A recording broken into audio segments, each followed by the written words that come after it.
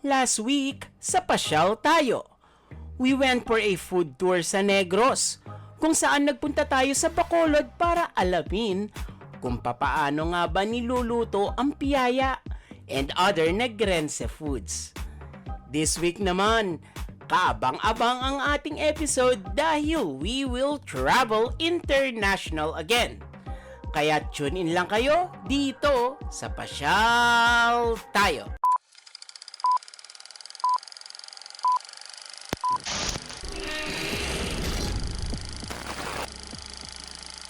Pasyal tayo, tara na. Ikutin ang mundo simula Pilipinas sa Asya man o saan bansa. Saya at kwento, sama-sama. Pasyal tayo, nood na. Bawat lakad, bagong alaala. Tara na, wag na mag-antay. Pasyal tayo, sabay-sabay.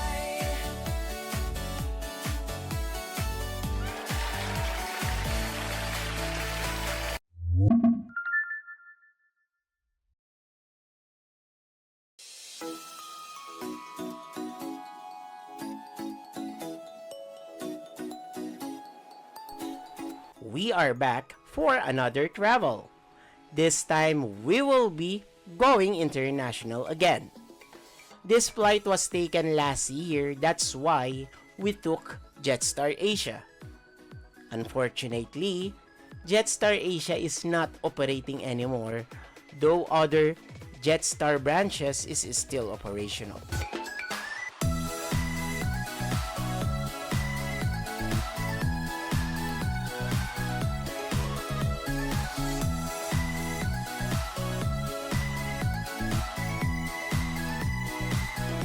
For this adventure, we flew from Manila to Singapore, where we spent the night in transit in Changi Terminal Port.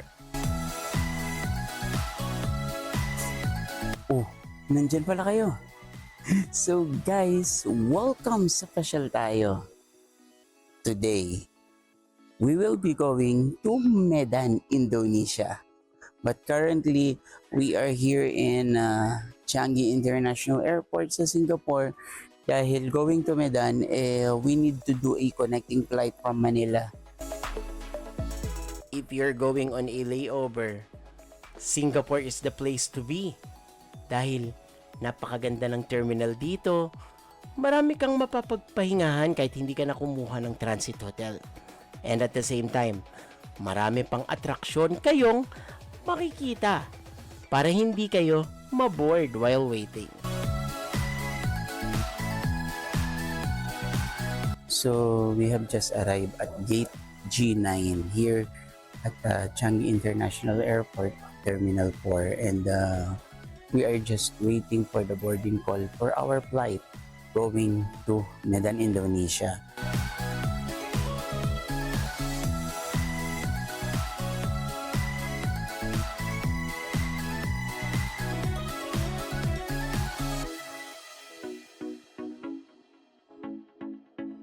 Nearly 2 hours after, we arrived at Medan, Indonesia.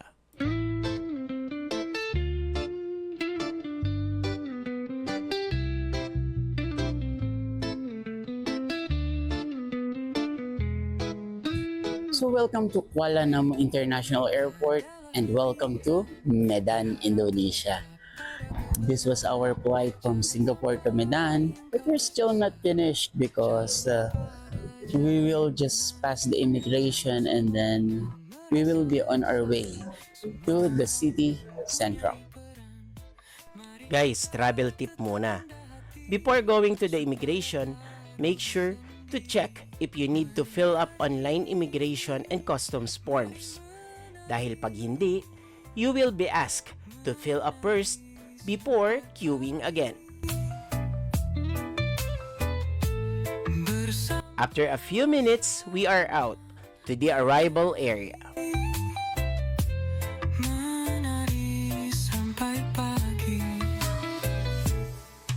From Medan Airport, madali lang makapunta sa city. At mura pa! in front of the terminal is the Airport Express train that will take you from the airport to Medan Central Station. Very convenient at mas mura than taking taxi or Grab. One thing I noticed on the train is kahit ilang taon na ito ay malinis, maganda at mabilis pa rin. So, we will be riding the train at 11:05 a.m. So, merong mga oras ang tren dito. So, if you're coming to a flight or you're coming from a flight, so dapat alam mo din kung anong oras ka sasakay o bababa. The journey will take us around 45 minutes going to the city at around 200 pesos lang ang ticket dito or 60,000 rupiah.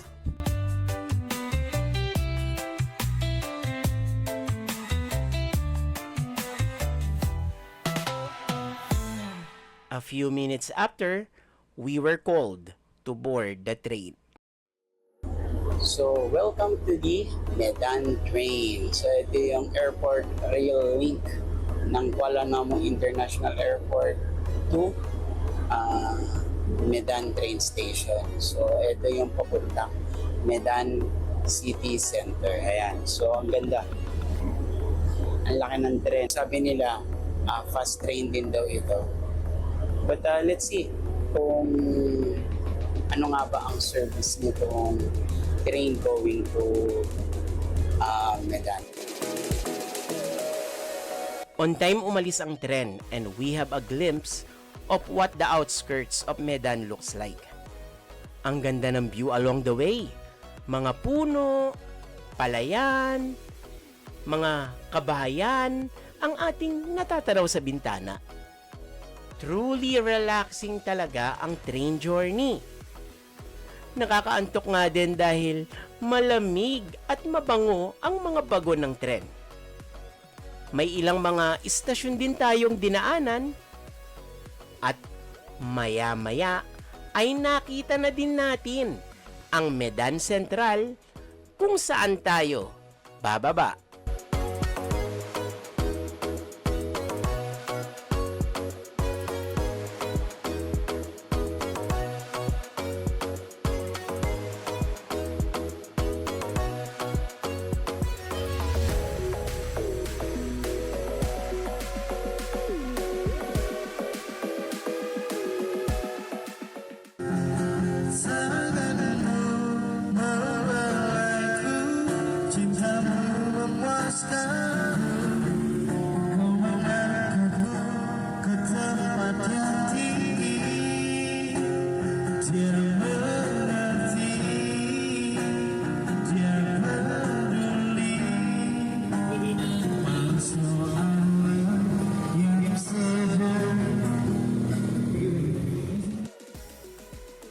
Next, we rode a grab bike to our hotel from the train station.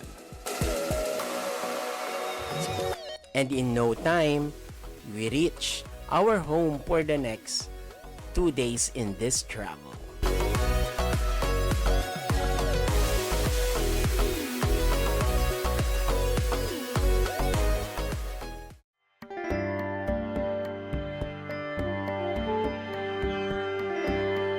Now, let's get to know this city.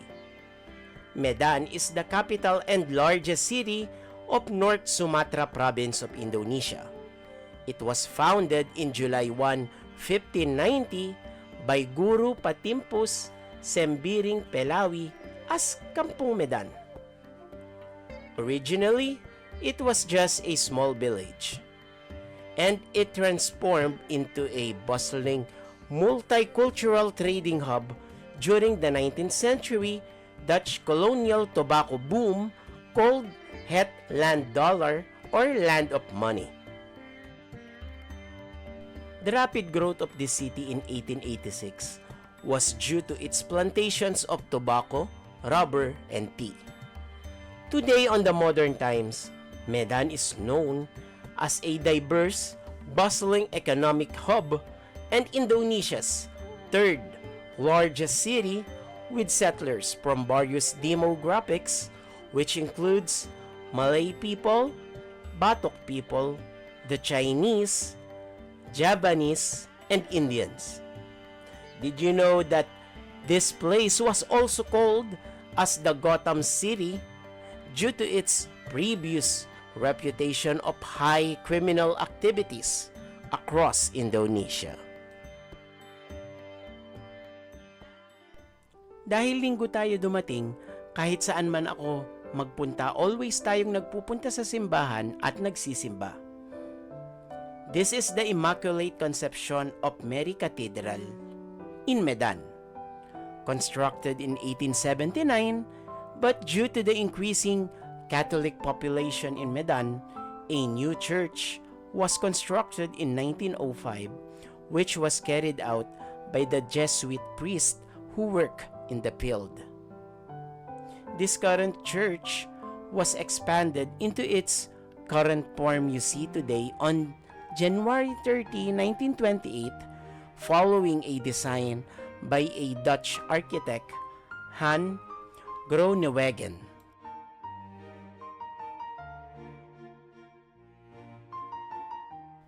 After church, I spent my time visiting one of Medan's mall, the Sun Plaza.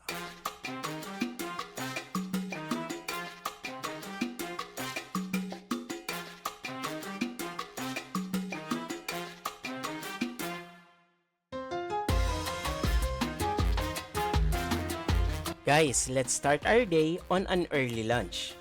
This time to one of Medan's famous eating places. Okay, so welcome to Ruma Mansepirok. So, itong restaurant na to ay isa sa mga famous restaurants dito sa Medan, Indonesia. They are selling yung parang sa atin ay bulalo. So, ito, binigyan nila tayo. Tikman natin. Iba yung lasa niya. Malasa siya pero same as bulalo sa atin. Although, kung mapapansin niyo is wala siyang yung mga gulay na kagaya sa atin. Ang meron lang sa kanya is yung spring onions. So, ang style dito, hindi mo kailangan umorder. Ang dapat mo lang gawin is umupo ka and they will bring you lahat ng kanilang menu. So, how does it works? Ayaw mo naman ng umang ulam. Kung ano lang gusto mong kainin, yun lang yung kailangan mo bayaran. So, piliin mo doon sa mga sinerve nila kung ano yung kukunin mo at yun lang yung babayaran mo. So, ayun. Kakaiba yung style niya. This is a must try if you're going to visit Medan.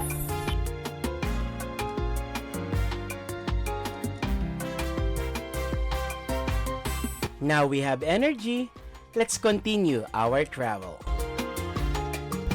This building behind me is our next stop in Medan. This is the Istana Maimun or the Maimun Palace. This is the Maimun Palace or Istana Maimun. This is the palace of the greatness by the Kingdom of Delhi, dominated by the color yellow, which is the color of greatness in Malay Kingdom. The palace was constructed in August 26, 1888 during the reign of Sultan Mahmud al-Rashid Perkasa Alamshah, the son of the founder of Medan, and it was completed in 1891 after 3 years of work.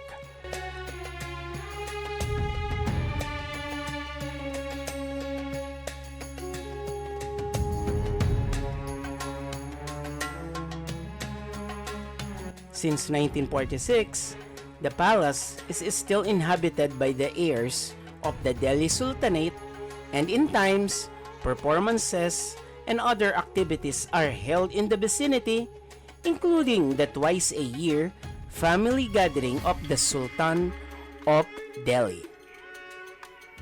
For visitors and tourists coming to the palace, collection of the Sultan's family photos, old Dutch household furnitures, and various weapons can be seen, not to mention the throne room where everybody takes photos.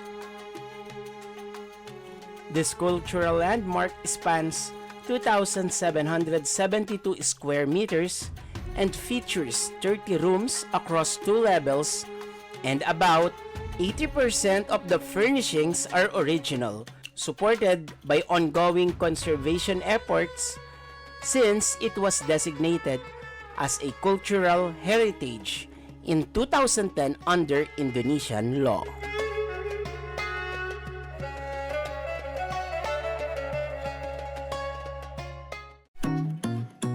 Guys, hindi pa nagtatapos dyan ang ating pamamasyal sa Medan. Kaya, tutok lang kayo at huwag maglipat ng channel. Dito lang sa Pasyal Tayo.